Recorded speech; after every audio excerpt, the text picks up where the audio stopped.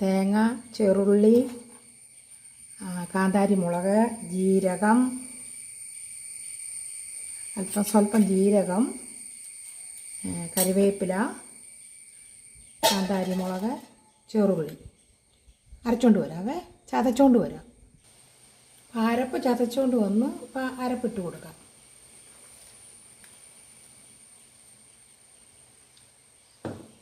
സ്വല്പം മഞ്ഞൾപ്പൊടിയും കൂടെ, മഞ്ഞൾപ്പൊടി ഇട്ടാണ് അരച്ചത്, എന്നാലും ഒരു സ്വല്പം കൂടി ഇട്ടേക്കാം. അല്പം തേങ്ങ ചിരകിയതും കൂടി ഇടും, ഗ്രേറ്റ് ചെയ്ത തേങ്ങ.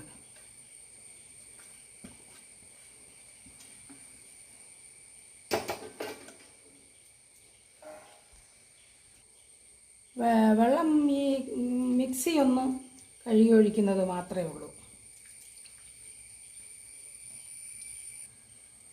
മിക്സിയുടെ ജാറ് കഴുകി അല്പം വെള്ളം ഒഴിച്ചിട്ടുണ്ട്. ഇനി നമുക്ക് കരിയാപ്പില ഇട്ട് കൊടുക്കാം. എന്നിട്ട് മൂടി വെച്ച് ഒന്ന് ആവി കയറ്റാം.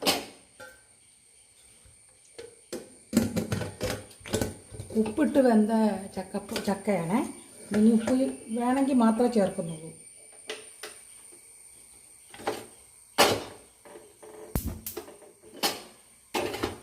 ആവി കയറട്ടെ.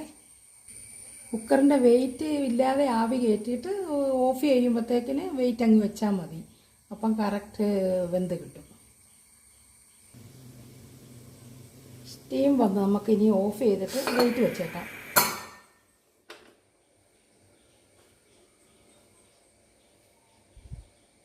അപ്പോൾ നമുക്ക് തുറന്ന് നോക്കാവേ, ചക്കപ്പുഴുക്ക് റെഡിയായോന്ന്.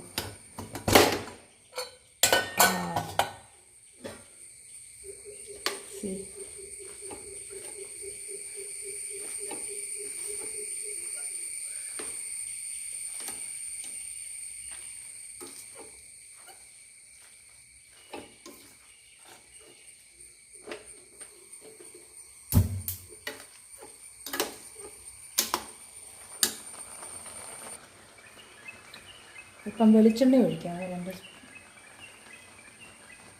Coconut oil.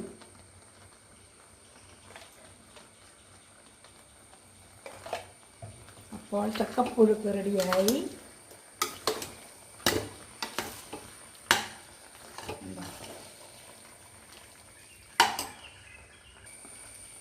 ഉപ്പ് അല്പം കുറവാണ്, നമുക്ക് ഇച്ചിരി ഉപ്പ് ചേർത്ത് കൊടുക്കാം. കല്ലുപ്പ്